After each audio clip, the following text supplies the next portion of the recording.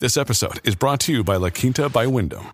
Your work can take you all over the place, like Texas. You've never been, but it's going to be great because you're staying at La Quinta by Wyndham. Their free Bright Side breakfast will give you energy for the day ahead. And after, you can unwind using their free high-speed Wi-Fi. Tonight, La Quinta. Tomorrow, you shine. Book your stay today at lq.com. Making everyone happy on vacation isn't easy. But you know what is? Going to Aruba. All you have to do is walk out your door to find pristine pools, relaxing white sand beaches, and an island teeming with outdoor activities that'll put a smile on any face. You won't just feel great, you'll all feel great, filled with a calmer, more peaceful vibe that radiates Aruba's warmth. And the best part is, it never fades. That's the Aruba effect. Plan your family trip at aruba.com. This is Optimal Finance Daily, episode 2686. Should You Give Money to Your Adult Children? By J.D. Roth of GetRichSlowly.org.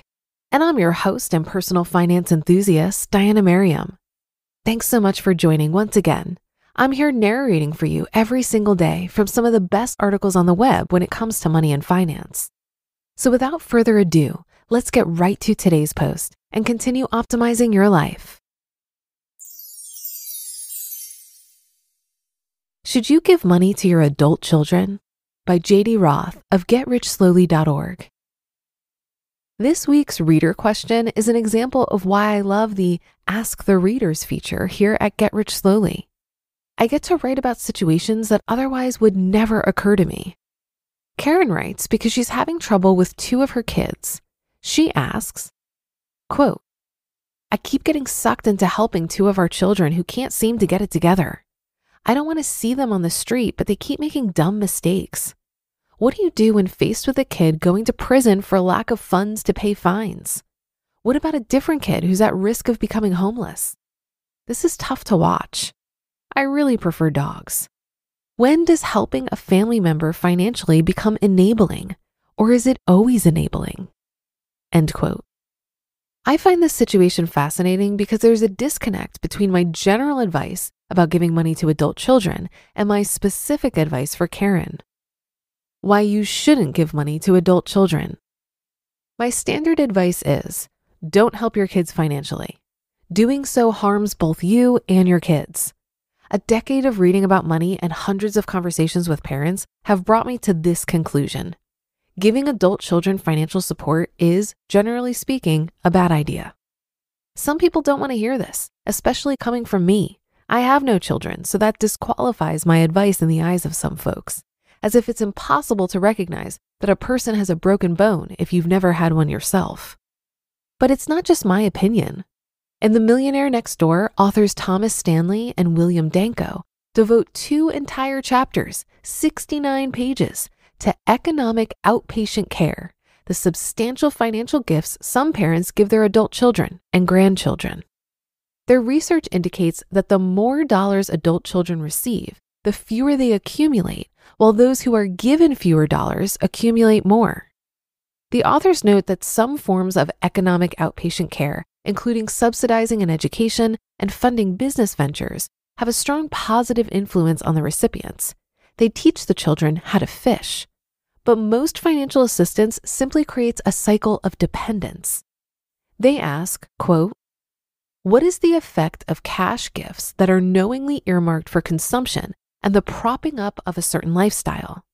We find that the giving of such gifts is the single most significant factor that explains lack of productivity among the adult children of the affluent. End quote. Stanley and Danko write about 4 specific ways in which cash gifts to adult children create problems. Number 1, giving encourages more consumption than saving and investing. In particular, Stanley and Danko warn about gifts of house down payments. Number 2, gift receivers in general never fully distinguish between their wealth and the wealth of their gift-giving parents.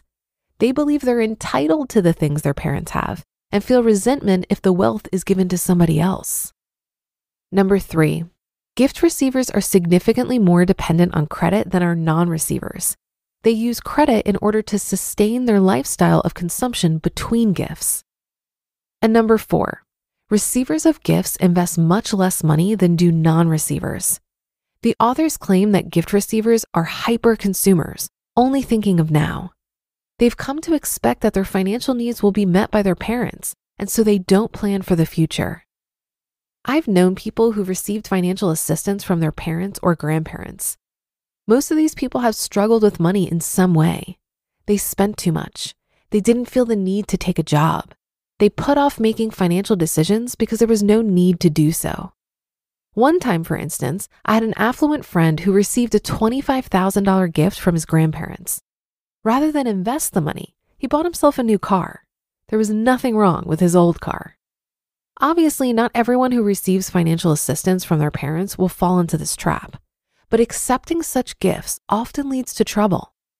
Note, there's another downside too. When parents give money to an adult child, they're compromising their own financial health. They're sacrificing saving for retirement or other goals, which means they're hurting themselves as well as their kids. In my own life right now, I'm watching as two different sets of parents struggle to make ends meet because they're giving up money they need for themselves in order to help their children who are perfectly capable of providing for themselves, except they were never encouraged to leave the nest. What if your kid will end up homeless? Now, having said all this, what about Karen's situation? She has one child who's at risk of going to prison because she or he hasn't paid some fines. The other is at risk of ending up homeless. Should Karen simply sit back and allow her children to suffer? I've had 2 weeks to think about this question. Some days I feel as if there's no way Karen should let her kids go to jail or end up homeless. Other days I feel like she should absolutely let them experience the consequences of their actions. Most of the time, however, I feel like this is a tough call and not something a stranger can decide. So I tried to practice some financial empathy. I asked myself, what would I do if I were in Karen's shoes?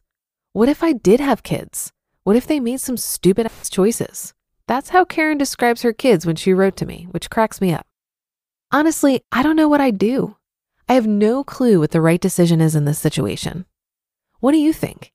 Is it always a parent's duty to protect their children, even when they're adults? If you ended up in jail because you did something dumb with money, would you expect your parents to bail you out? If you were at risk of becoming homeless, would it be your mom and dad's responsibility to help you? What's the right choice here? Is there one? You just listened to the post titled, "Should You Give Money to Your Adult Children?" by J.D. Roth of GetRichSlowly.org, and I'll be right back with my commentary. Have you been using Mint to manage your finances? First, the bad news. Mint is shutting down. And now, the good news. There's a better alternative. Our sponsor, Monarch Money. Mint users are turning to Monarch Money and loving it. Maybe you're saving for a down payment, a wedding, a dream vacation, your kids' college.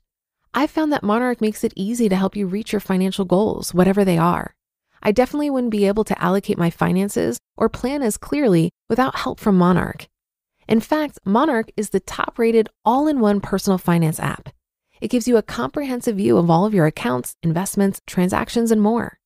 Create custom budgets, set goals, and collaborate with your partner. And now get an extended 30-day free trial when you go to monarchmoney.com/OFD. After trying out Monarch for myself, I understand why it's the top-rated personal finance app. And right now, get an extended 30-day free trial when you go to monarchmoney.com/OFD.